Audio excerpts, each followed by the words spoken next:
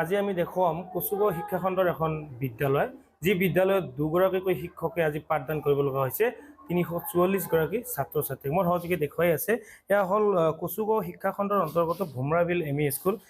দেখিবলৈ পোৱা গৈছে ৰাজ্য চৰকাৰে বিভিন্ন সময়ত শিক্ষাৰ মান উন্নত কৰিবলৈ বিভিন্ন ধৰণৰ চৰকাৰী যি কাৰ্যসূচীবোৰ লৈছিল, কিন্তু তথাপি দেখিবলৈ পোৱা গৈছে যি শিক্ষকৰ যি সমস্যা, শিক্ষকৰ আজিৰ দিনত দেখিবলৈ পোৱা গৈছে দুজনকৈ শিক্ষকে ৩৪৪ গৰাকীকৈ ছাত্ৰ ছাত্ৰীক পাঠদান দিব লগা হৈছে। সেই কেনেদৰে ছাত্ৰ ছাত্ৰীসকল গুণগত শিক্ষা পাইছেনে পোৱা নাই তাক লৈ আজি আমি উপস্থিত আছোঁ। ভোমৰাবিল যি এম.ই. স্কুল আছে তাৰ প্ৰধান শিক্ষকগৰাকী আছে, মই কথা পাতিবলৈ যত্ন কৰিম। ছাৰ, দেখিবলৈ পোৱা গৈছে এই আপোনাৰ যি বিদ্যালয়, ইয়াত বিভিন্ন সমস্যাৰে জড়িত, লগতে কিন্তু শিক্ষকৰ সমস্যা আছে, কি ক'ব? হয়, ধন্যবাদ। মই আমাৰ স্কুলত এতিয়া এইখন স্কুলৰ নাম ভোমৰাবিল এম.ই. স্কুল। ইয়াত ছাত্ৰ ছাত্ৰীৰ সংখ্যা হ'ল ৩৪৪ জন। তাৰ বিপৰীতে আমি দুজন শিক্ষকে পাঠদান কৰিব লগা হৈছে। আমি মানে পাঠদান এই দুজন শিক্ষকে কোনোমতেই পাঠদান কৰিব নোৱাৰা হৈছোঁ। ইয়াত আমাৰ ৬টা মানে শিক্ষকৰ পদ আৰু এটা চকীদাৰ পদ খালী হৈ আছে। ২০১৮ চনতে আমাৰ ইয়াত ঋষিপুৰৰ মৃত্যু হৈছিল, আৰু তাৰপিছত মতিয়াৰ ৰহমান, তাৰপিছত ইয়াত আহমেদ আলী শ্বেখ আৰু আনোৱাৰ খান, তাৰপিছত ফখৰুদ্দিন আলী আহমেদ। আমাৰ ইয়াৰ পৰা ইয়াত ৬টা শিক্ষকৰ পদ আৰু এটা চকীদাৰৰ পদ খালী হৈ আছে। গুণোৎসৱ হৈ গ'ল।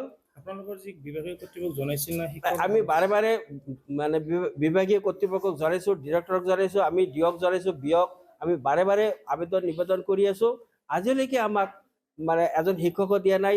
আৰু ইয়াত যিবোৰ শিক্ষক আছিল মানে ক্ৰমান্বয়ে ৬জন শিক্ষক, 2জনমান মৃত্যুবৰণ কৰিলে আৰু 4জন ৰিটায়াৰ্ড কৰিলে। আন্তঃগাঁথনিও আমাৰ বহুত সমস্যা হৈ আছে।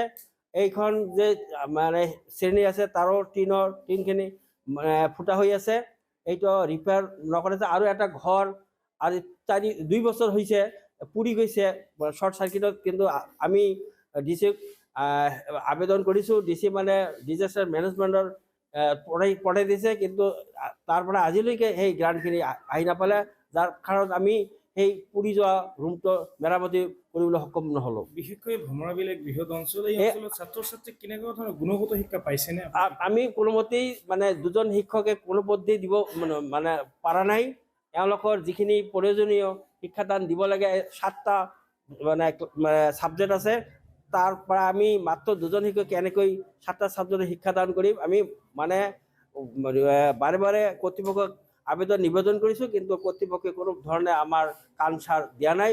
গতিকে মই ঊৰ্ধ্বতম কৰ্তৃপক্ষক মই টানি অনুৰোধ জনাম, আন্তৰিকভাৱে অনুৰোধ জনাম, যাতে এইখন বিদ্যালয়ত অতি সোনকালে শিক্ষক দি এইখন মানে স্কুলৰ যাতে শিক্ষাৰ বাতাবৰণ উন্নতি কৰি দিয়ে, তাৰ কাৰণে মই মানে শিক্ষা বিভাগ মই টানি অনুৰোধ জনাইছোঁ। ঠিক আছে, ধন্যবাদ থাকিল।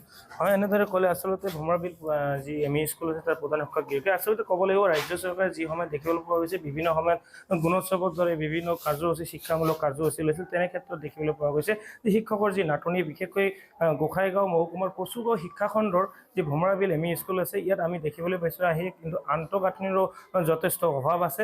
যি সময়ত ৰাজ্য চৰকাৰে সকলো সময়তে কৈ থাকে শিক্ষাৰ মান উন্নত কৰিবলৈ বিভিন্ন ধৰণৰ কাৰ্যপন্থা লৈছে, ঠিক তেনে ক্ষেত্ৰত কিন্তু এই যি কচুগাঁও শিক্ষাখণ্ডৰ যি ভোমৰাবিল এম.ই. স্কুলৰ দৃশ্যই আচলতে প্ৰকৃত স্বৰূপ শিক্ষাৰ যি মানদণ্ড কেনেধৰণৰ উন্নত হৈছে সেয়া প্ৰমাণিত হৈছে। বিশেষকৈ ভোমৰাবিলৰ যি ছাত্ৰ ছাত্ৰীসকল আছে, এওঁলোক কিন্তু আজিলৈকে কিন্তু গুণগত শিক্ষা পাবলৈ সক্ষম হোৱা নাই। এওঁলোকৰ যি ভৱিষ্যতলৈ চিন্তিত এই বৃহৎ অঞ্চলৰ ৰাইজ।